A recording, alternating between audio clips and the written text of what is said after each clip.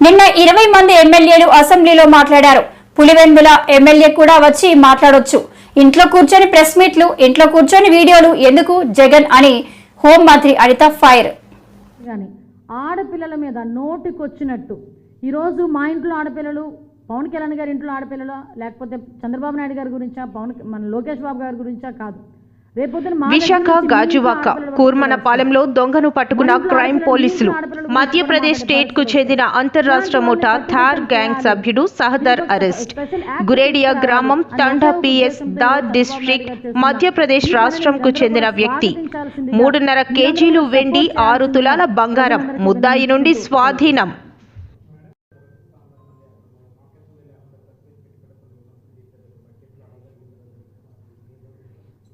అంటే మీ వరకు వచ్చిందో లేదో తెలియదు, మాకు అసెంబ్లీకి కూడా కోరం లేదంట. ఆ 11 మంది కూడా సహకరించట్లేదట ఆయనకి. కాబట్టి ప్రెస్ మీట్ పెట్టారట. మాకు తెలిసిన ఇన్ఫర్మేషన్ స్వామి, అంతే. నేనేమంటానంటే ఈరోజు బడ్జెట్ మీద దగ్గర 20 మందికి అవకాశాలు ఇచ్చారు స్పీకర్ గారు. 20 మందికి మాట్లాడారు.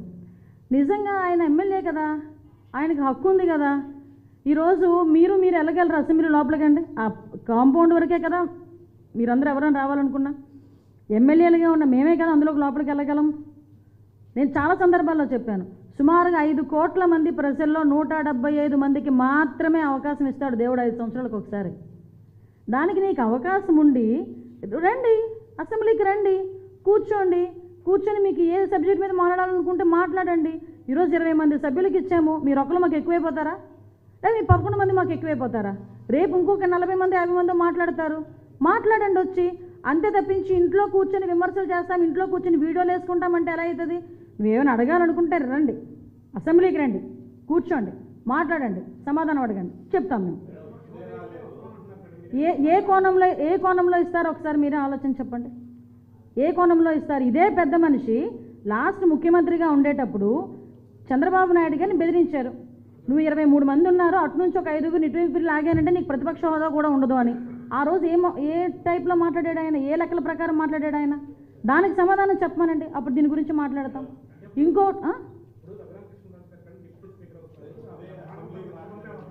విషయం ఏంటంటే మీరు మానవతా దృక్పథం అంటున్నారు, మాకు మానవతా దృక్పథం కాదు, యాజ్ పర్ రూల్ 2 బాబు అంటున్నాం.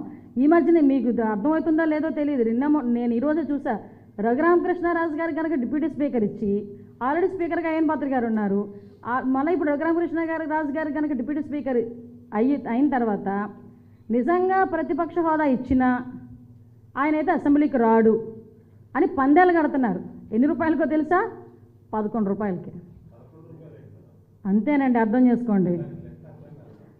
లెక్క అర్థం కాలేదా? వాళ్ళు ఎందుకు లెక్క అర్థమవుతుందండి, కొంచెం ఇండెప్త్కి వెళ్తే అన్ని లెక్కలు అర్థమవుతాయి, అన్ని లెక్కలు తేలుతాయి. గాజువాక పెరుగుతున్న నిత్యావసర వస్తువుల ధరలను అదుపు చేయాలి అంటూ గాజువాక మండల తహసీల్దార్ కార్యాలయం వద్ద సిపిఎం పార్టీ గాజువాక కమిటీ ఆధ్వర్యంలో ధర్నా నిర్వహించారు. ఈ సందర్భంగా జోన్ కార్యదర్శి రాంబాబు మాట్లాడుతూ రాష్ట్రంలో నిత్యావసర వస్తువుల ధరలు, విద్యుత్ ట్రూపప్ ఛార్జీలు భారీగా పెరిగాయి. గత వైసీపీ ప్రభుత్వం ఈ ధరలు పెంచి ప్రజా ఆగ్రహానికి గురై అధికారం కోల్పోయింది. మాకు అధికారం ఇస్తే ధరలు అదుపు చేస్తామని టీడీపీ, జనసేన, బీజేపీ కూటమి హామీ ఇచ్చింది. ఈ ప్రభుత్వ పాలనలోనూ ధరలు పెరుగుతున్నాయి. ప్రజలు తీవ్ర కష్టాల్లో పడ్డారు. వీటికి తోడు స్టీల్ ప్లాంట్ అమ్మకం ఆగలేదు. మహిళలు, పిల్లలపై అత్యాచారాలు, హత్యలు పెరిగాయి. ప్రభుత్వ శాఖల్లో ఖాళీ పోస్టులు భర్తీ కాలేదు. ఇతర సమస్యల పరిష్కారానికి నోచుకోవడం లేదు. గత వైసీపీ ప్రభుత్వ పాలనకు నేటి కూటమి ప్రభుత్వ పాలనకు తేడా ఉండాలని ప్రజలు భావిస్తున్నారు. కానీ ఈ కూటమి పాలన కూడా గత పాలనా విధానాలనే అవలంబించడం, ధరలు భారాలు పెరగడంతో ప్రజలు ఆందోళన చెందుతున్నారు. ఈ సందర్భంగా అన్నారు. ఈ కార్యక్రమంలో ఏ లోకేష్, డి రమణ, జి అప్పారావు, సత్యవతి, సంతోష్, లక్ష్మి తదితరులు పాల్గొన్నారు. నిత్యావసర వస్తువులు చాలా విపరీతంగా పెరిగిపోయాయి. ఈరోజు మార్కెట్లో టమాటా 50 రూపాయలు, 50 రూపాయలే కాదు, 2 రోజులు పోతే 100 రూపాయలు, అలాగే ఒక రోజు 50 రూపాయలు ఉంటే 2 రోజులు 70 రూపాయలు, అలాగా మొత్తం మార్కెట్లో రేట్లు చాలా విపరీతం పెరిగిపోయాయి. నూనె ధర 115 రూపాయలు ఉన్నది, ఒక 2-3 రోజుల్లోనే 150కి అయిపోయింది. అంటే ఈ ప్రభుత్వాలు ధరల్ని అరికట్టకుండా, కట్టుబాటు చేయకుండా ప్రభుత్వ అధికారులు, ప్రజాప్రతినిధులు దీన్ని ఒక రకంగా కోట్ల రూపాయలు సంపాదిస్తున్నారు. 2 రోజుల్లోని 40 రూపాయలు పెరిగిందంటే ఎవరైతే గొడౌన్స్ లో స్టాక్ ఉంటుందో వాళ్ళు కోటేశ్వరులు అయిపోతున్నారు. కానీ మరి విజిలెన్స్ అధికారులు ఏం చేస్తున్నారు, అలాగే సివిల్ సప్లై అధికారులు ఏం చేస్తున్నారు, మన ఇక్కడ ఎంఆర్ఓ ఆఫీసులో ఉన్న ఎంఆర్ఓ గారు తహసీల్దార్ ఏం చేస్తున్నారు, వీటి మీద అన్ని చర్య తీసుకోకుండా విపరీతంగా దానికి అజమాయిషి ఎవరు అంటే ఈ రోజు కందిపప్పు 200 రూపాయలు, మినపప్పు 200 రూపాయలు, అలాగే ప్రతి వస్తు ధర విపరీతంగా పెరిగిపోయింది. ఒక 500 రూపాయలు పట్టుకెళ్తే కనీసం ఒక 5-6 రకాలు కూడా కాయగూరలు రావట్లేదు. పేద ప్రజలు చాలా ఇబ్బంది పడుతున్నారు, చాలా బాధపడుతున్నారు. నేను అధికారం రాకముందు చంద్రబాబు నాయుడు ఈ జగన్మోహన్ రెడ్డి దుర్మార్గంగా వ్యవహరిస్తున్నాడు, ధరలు విపరీతం పెంచేస్తున్నాడు, నేను అధికారం వస్తే మొత్తం నిత్యావసర వస్తువులన్నీ కూడా కట్టుదిట్టం చేస్తాను, ధరలు తగ్గిస్తానని ఆ రోజు హామీ ఇవ్వడం జరిగింది. ఇప్పటికీ 100 రోజులు పైదాడి ప్రభుత్వం అధికారంలోకి వచ్చారు. అధికారం వచ్చింది ఎక్కడ కట్టుబడి ఉన్నాయి? ఇంకా విపరీతంగా జగన్మోహన్ రెడ్డి అధికారంలో ఉన్నప్పుడు 115 రూపాయలు ఉండేది నూనె ధర, ఈరోజు 150 రూపాయలు. కందిపప్పు 160 రూపాయలు ఉండేది 200 రూపాయలు అయిపోయింది. మినపప్పు 150 రూపాయలు ఉండేది ఇప్పుడు 180 రూపాయలు అయిపోయింది. మరి ధరలు అదుపు చేయకుండా ఈ రోజు బ్లాక్ మార్కెట్ ఈ రోజు విస్తృతంగా చాలా దుర్మార్గంగా వ్యవహరిస్తుంది. అదేవిధంగా రాష్ట్ర వ్యాప్తంగా పెట్రోల్ ఛార్జీలు చాలా విపరీతంగా పెరిగిపోయాయి. 110 రూపాయలే, ఎవరి ముందు 110 రూపాయలే, ఇప్పుడు 110. కానీ అంతర్జాతీయంగా బేలర్ ధరలు తగ్గే 120 రూపాయలు ఉండవలసిన బేలర్ ఈ రోజు 60 రూపాయలే ఉంది. మరి అది తగ్గింది, అంతర్జాతీయ డీజిల్ ధర తగ్గాలి కదా.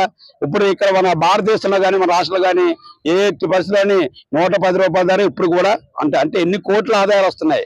అదే విధంగా మొత్తం కరెంట్ ఛార్జీలు కూడా ప్రతి సంవత్సరం 8,600 కోట్ల రూపాయలు ఈ రోజు ఆరవేస్తున్నారు. అంటే ఆ కరెంట్ ఛార్జీలు నేను అధికారం వస్తే ₹1 కూడా కరెంట్ ఛార్జీ పెంచనున్నాడు. ఏదైతే జగన్మోహన్ రెడ్డి ట్రూప్ ఛార్జీలని అలాగే అనేక రకాల ఒక 2 సంవత్సరాల క్రితం 3 సంవత్సరాల క్రితం వైర్లు వేశారంట, ఇలాంటి వైర్లు పాడైపోయిన వైర్లు, వాటికి ఛార్జీలు కూడా ఇప్పుడు కరెంట్ బిల్లు వేస్తున్నారు. ఈ సమస్యల మీద పరిష్కరించాలి. అలాగే ఇక అధికారులు స్థానికంగా జోనల్ కమిషనర్ కానీ ఎంఆర్ఓ గారు కానీ ఆర్డీ గారు కానీ ఇమ్మీడియట్లీగా వాళ్ళు చెకింగ్ చేసి ఎవరైతే బ్లాక్ మార్కెట్ లో వాళ్ళు నిల్వ చేసి ఉన్న వాళ్ళని చర్య చేసుకుని చట్టపరంగా చర్య చేసుకుంటే కొంత మన చేతిలో ఉన్న కొంత బ్లాక్ మార్కెట్ అరికట్టగలుగుతాం. కాబట్టి భవిష్యత్తులో కూడా అధిక ధరల మీద. మాజీ సీఎం జగన్ ఇంకా రోడ్లపై తిరుగుతున్నారంటే అందుకు కారణం రాజ్యాంగాన్ని రచించిన అంబేద్కరేనని హోంమంత్రి వంగలపూడి అనిత సంచలన వ్యాఖ్యలు చేశారు. ఇవాళ ఆమె మీడియాతో మాట్లాడుతూ వైసీపీ నేతల అరెస్టులపై హోంమంత్రి అనిత జగన్ కు కౌంటర్ ఇచ్చారు. టీడీపీ వాళ్ళే చేశారు, జనసేన వాళ్ళే చేశారని అలా సొంత పత్రికలోని దుష్ప్రచారం చేయడానికి తప్పించి ఆ సాక్షి పేపర్లో మంచి ఏదైనా ఎప్పుడైనా రాసేయడానికి చూస్తే ఏ రోజు కనిపించదు. ఓకే, వదిలేయండి. కానీ మీ ద్వారానైనా ప్రజలకి నిజం తెలియాలి అని ఒకే ఒక ఉద్దేశంతో ఈరోజు నేను మీ అందరి ముందుకు రావడం జరిగింది. ఒకటేంటంటే ఇలాంటి వాళ్ళని మనం ఎంకరేజ్ చేయడం అవసరమా, పబ్లిక్ కూడా ఆలోచన చేసుకోవాలి. ఈరోజు ఇంతకుముందు వీళ్ళు మాట్లాడితే చీకటి పరిపాలన అని రకరకాల మాటలు మాట్లాడతారు. మీరు అబ్జర్వ్ చేయండి, లాస్ట్ టైం రంగనాయకమ్మ గారిని ఏ రకంగా అరెస్ట్ చేశారు, మన రఘురామకృష్ణరాజు గారిని ఏ రకంగా అరెస్ట్ చేసి అతన్ని ఎంత దారుణంగా హింస పెట్టించారు, ఎంతమంది టీడీపీ సోషల్ మీడియా యాక్టివిస్టులు ఎన్ని దారుణంగా వాళ్ళు ఇబ్బందులు పెట్టిన సందర్భాలు ఉన్నాయి. మేము ఆ రోజు న్యాయ పోరాటమే చేసామే. ఒకటి నేను ఛాలెంజ్ చేసి చెప్తా, ఏ ఒక్క తెలుగుదేశం పార్టీ కార్యకర్త కూడా వాళ్ళు ఇంత అబ్యూజింగ్ వర్డ్స్ పెట్టుకొని ఆడపిల్లల్ని మీద కామెంట్ పెట్టే పరిస్థితి లేదు. ఆ రోజు మేము జస్ట్ గవర్నమెంట్ని క్వశ్చన్ చేసినందుకే మా మీద కేసులు పెట్టే పరిస్థితి. ఎందుకండి, నేను అప్పుడు అపోజిషన్ లీడర్లో అపోజిషన్గా ఉండి ఒక తెలుగు మహిళా అధ్యక్షురాలుగా ఉండి నా నియోజకవర్గంలో కలెక్టర్కి తీసుకెళ్ళి రిప్రజెంటేషన్ ఇస్తానంటే ఆ రోజు నన్ను హౌస్ అరెస్ట్ చేసిన పరిస్థితి. ఇలాంటివి చెప్పుకోవాలంటే బోల్డ్ ఉన్నాయి. మేము అలాంటివి ఏమీ చేయట్లే. నువ్వు బయటకు వెళ్తానంటే Z+ సెక్యూరిటీ ఇస్తున్నావు, నువ్వు బయటకు వెళ్తానంటే పర్మిషన్స్ ఇస్తున్నావు, ఇలాంటి ఎదవలందరినీ కలుసుకోవడానికి జైలుకి వెళ్తానంటే అక్కడికి కూడా పర్మిషన్లు ఇస్తున్నావు. ఇంకేంటి చీకటి రాజ్యాంగం? కాబట్టి ఒకటి నేను ప్రజలకు విన్నవించుకునేది ఏంటంటే, ఈ ద్వారా ప్రజలు కూడా విన్నవించుకుంటున్నాం, మేము ఈరోజు చేస్తున్న అరెస్టులు కానీ ఈరోజు మేము పెడుతున్న కేసులు కానీ ఆడపిల్లల మీద నోటికొచ్చినట్టు, ఈరోజు మా ఇంట్లో ఆడపిల్లలు పవన్ కళ్యాణ్ గారి ఇంట్లో ఆడపిల్లలు, లేకపోతే చంద్రబాబు నాయుడు గారి గురించా, మన లోకేష్ బాబు గారి గురించా కాదు, రేపొద్దున మా దగ్గర నుంచి మీ ఇంట్లో ఆడపిల్లల వరకు కూడా వస్తారు. మన ఇంట్లో ఆడపిల్లలు మీ ఇంట్లో ఆడపిల్లల గురించి కూడా మాట్లాడే పరిస్థితులు వస్తాయి.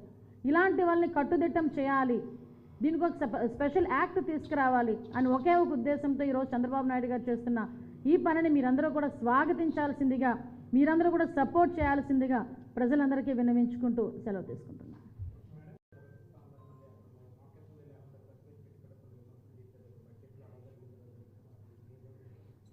అంటే మీ వరకు వచ్చిందో లేదో తెలియదు, మాకు అసెంబ్లీకి కూడా కోరం లేదంట. ఆ 11 మంది కూడా సహకరించట్లేదట ఆయనకి, కాబట్టి ప్రెస్ మీట్ పెట్టారట. మాకు తెలిసిన ఇన్ఫర్మేషన్ స్వామి అంతే. నేనేమంటానంటే ఈరోజు బడ్జెట్ మీద దగ్గర 20 మందికి అవకాశాలు ఇచ్చారు స్పీకర్ గారు. 20 మందికి మాట్లాడారు. నిజంగా ఆయన ఎమ్మెల్యే కదా, ఆయనకు హక్కు ఉంది కదా. ఈరోజు మీరు వెళ్ళగలరు అసెంబ్లీ లోపలికండి, ఆ కాంపౌండ్ వరకే కదా. మీరందరూ ఎవరైనా రావాలనుకున్నా ఎమ్మెల్యేలుగా ఉన్న మేమే కదా అందులోకి లోపలికి వెళ్ళగలం. నేను చాలా సందర్భాల్లో చెప్పాను, సుమారుగా 5 కోట్ల మంది ప్రజల్లో 175 మందికి మాత్రమే అవకాశం ఇస్తాడు దేవుడు 5 సంవత్సరాలకు ఒకసారి.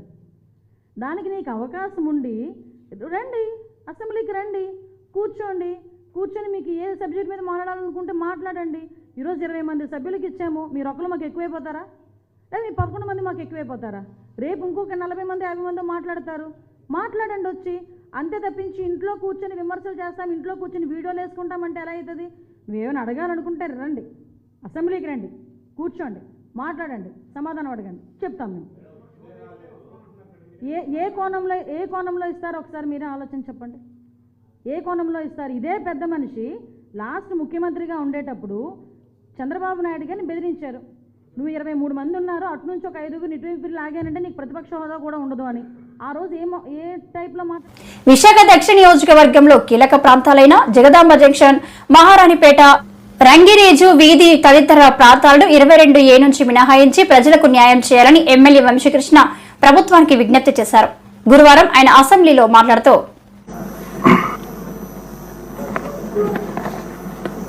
ధన్యవాదాలు అధ్యక్ష.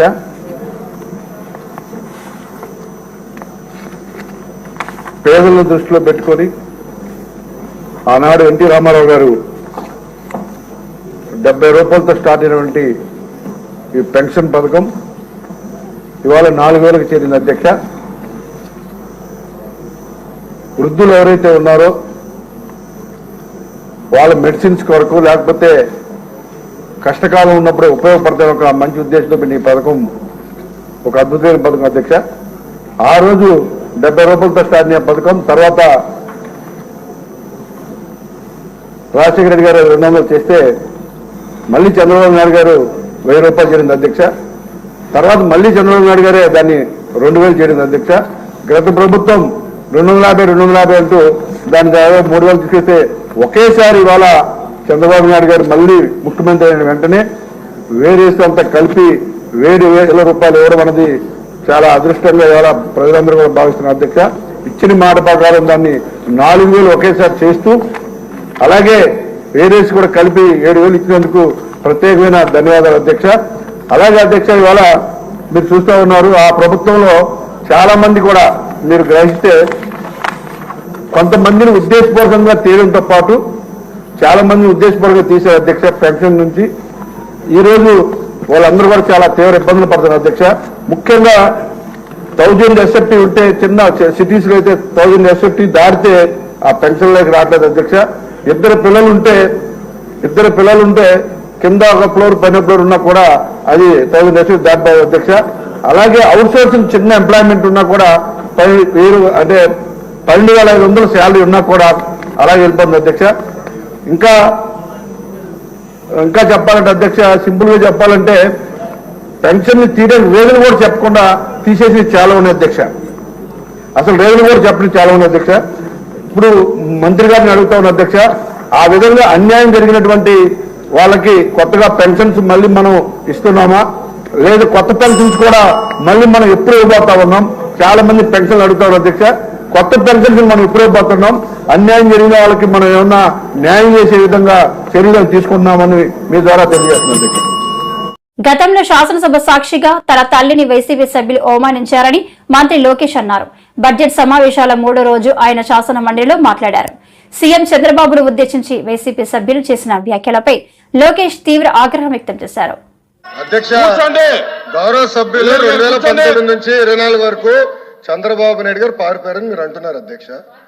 మీరు నాకు తెలిసినంత మీరు ఎమ్మెల్యే కాదనుకుంటప్పుడు చంద్రబాబు నాయుడు గారు హౌస్కి వచ్చారు, శాసనసభ సాక్షిగా నా తల్లిని అవమానించారు అధ్యక్ష. అది గుర్తుపెట్టుకోండి. మీరు గౌరవ సభతో వస్తున్నారు, మా తల్లిని అవమానించారు.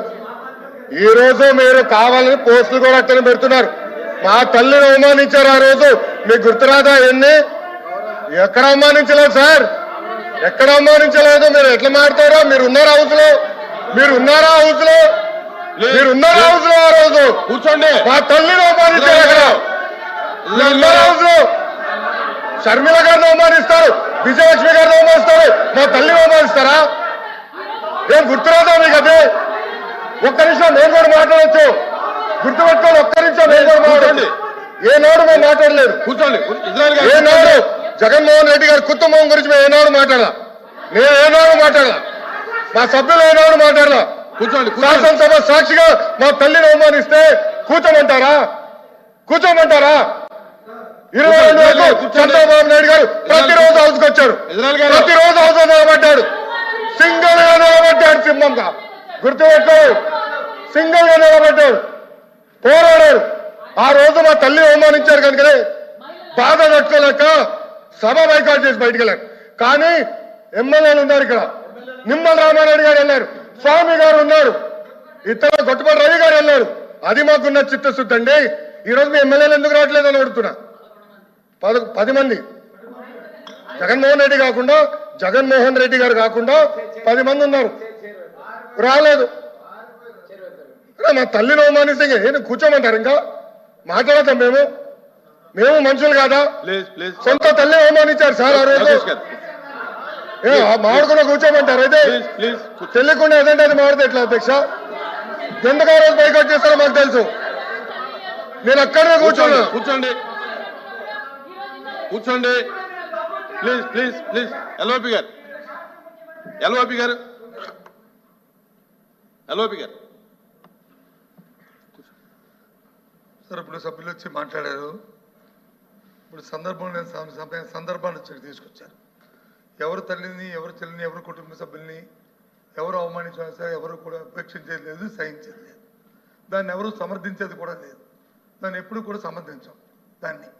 అది అలాంటి సందర్భాలు వచ్చి మళ్ళీ మనం లేని సందర్భాలను ఇక్కడ తీసుకొచ్చి సభల్లో ఉండి ఏ సందర్భం మాట్లాడుకుని ఏం చేసిన రికార్డులో ఉండదు అధ్యక్ష. రికార్డులో లేని విషయాల్ని, అవసరం లేని విషయాల్ని ఇక్కడ తీసుకొచ్చి అనవసరంగా హోందాగా మనం ప్రవర్తించాలి అధ్యక్ష. ఒక తప్పు కానీ దాన్ని మీరు సమర్థించట్లేదు. ఎట్టి పరిస్థితుల్లో సమర్థించట్లేదు. ఎట్టి పరిస్థితుల్లో సమర్థించట్లేదు అన్నారు. ఎట్టి పరిస్థితుల్లో సమర్థించట్లేదు.